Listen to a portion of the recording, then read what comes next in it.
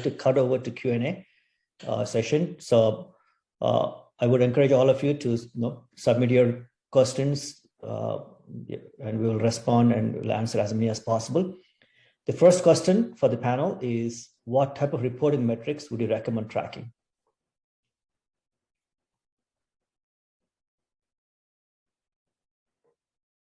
Anjali? Metrics in the sense related to DSRs or in general at the global privacy laws and regulations level? DSRs. DSRs, okay. So definitely, I think the metrics, if you look from the assessor or the auditor's perspective, you have three types of audience, right, to the metrics. One is the businesses.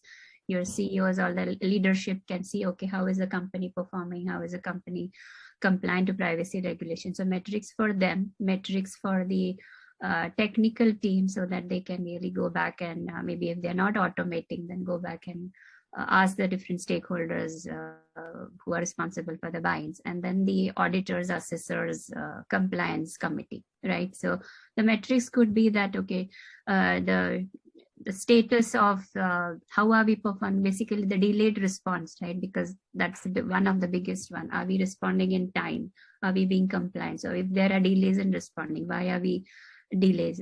Any false responses, for example, that, okay, you responded, but you responded in a false way. So that really identifies a gap in the process you have. And then from the leadership perspective is, are we really getting out the competitive benefit from this? Are we making sure that the customers will be satisfied or the trust will retain? So different kind of metrics for different kind of audience. Yeah. So I would add to that, Anjali, all very good points. On the audit side, make sure that you are able to not only, your system, the you select, has the ability, gives you the ability for you to go and look back if there is an audit, because auditors always want to look back and see that you're compliant at a certain point in time or continuously. So your system should maintain all the record of all the actions and activities you have taken.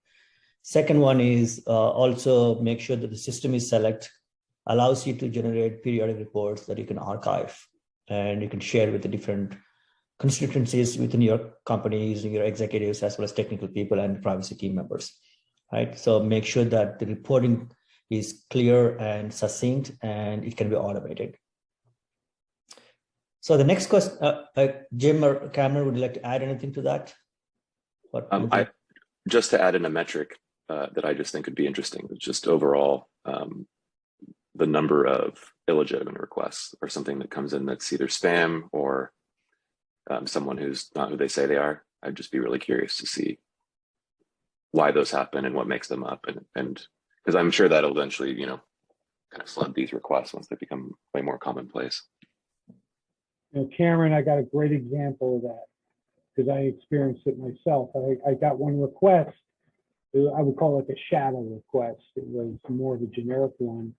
And it turned out once they came clean after a bunch of cross questions from myself, came from I'll leave them unnamed, but it was a university research group looking to track the responsiveness of random organizations within a geographical area, which, to me is kind of, ethically on the line, I would say, but it's definitely if not fraud.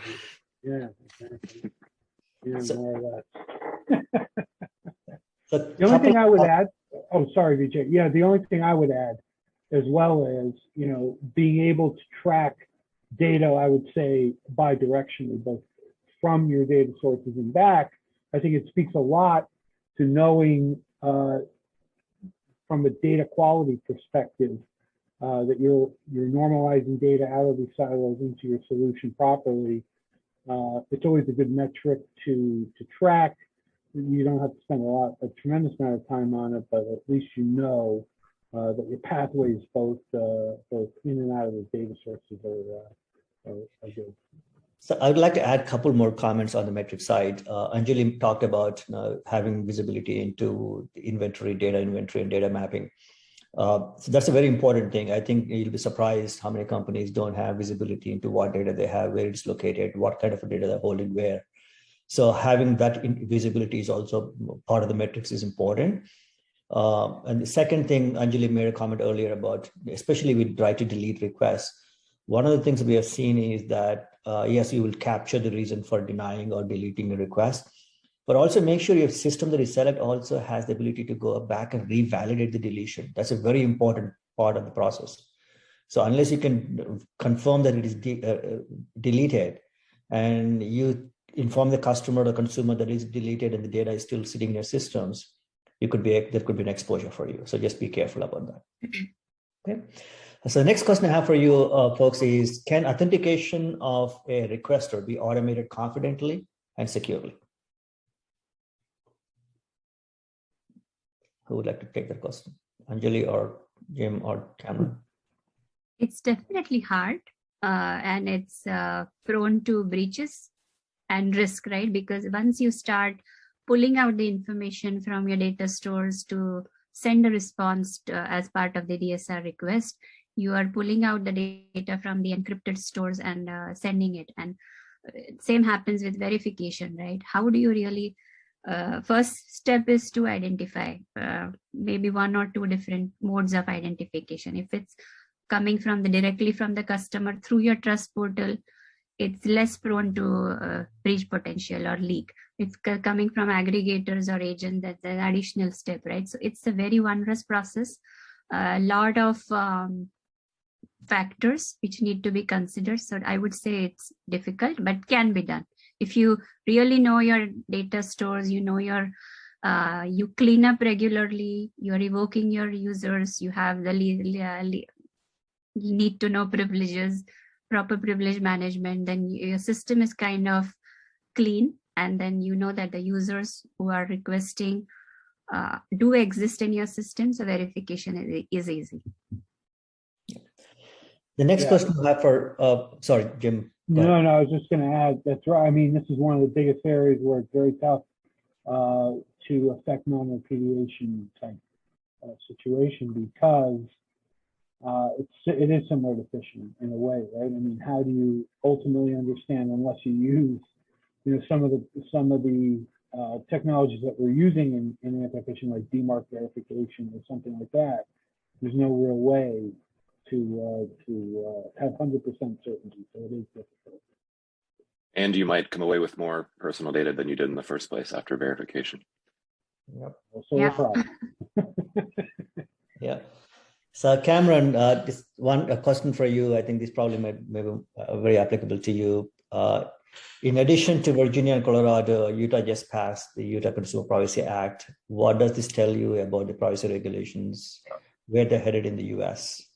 Yeah, I think more and more states are going to do this. And I believe that that's going to kind of set the stage for something federal to come in and help, at least hopefully. I mean, even like 4 or 5 states having a patchwork set of different and varying regulations is difficult. I think until then, sort of the approach you take with other kind of compliance aspects is you just find the most restrictive one, then you have to apply that across all categories. So, at least as a starting point. So yeah, I think we're headed towards something more federal eventually, but I don't know how long that's going to take. And the more and more states that sign on, I think the more momentum we get for that. Right. It would be great from a convenience perspective to have some kind of federal clearinghouse, but obviously there's a ton of risks inherent in that in terms of the cross data flows that would be necessary to affect something like that from state to state, considering there's no standard for, there'd be no inherent data standard for a lot of these things that are enforced on a state-by-state level.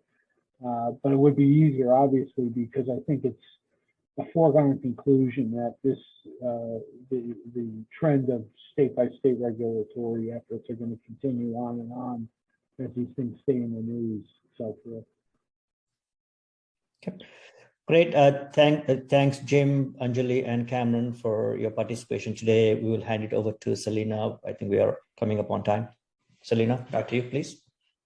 Hi, thank you so much. And thank you to all our panelists today for sharing their expertise.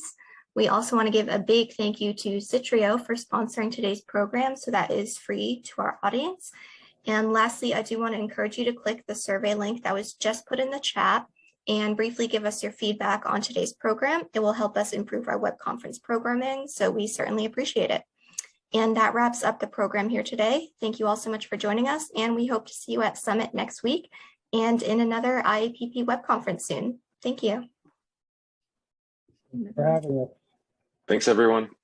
Thank you, everyone. Bye-bye. Okay. Jordan, Selena, thank you.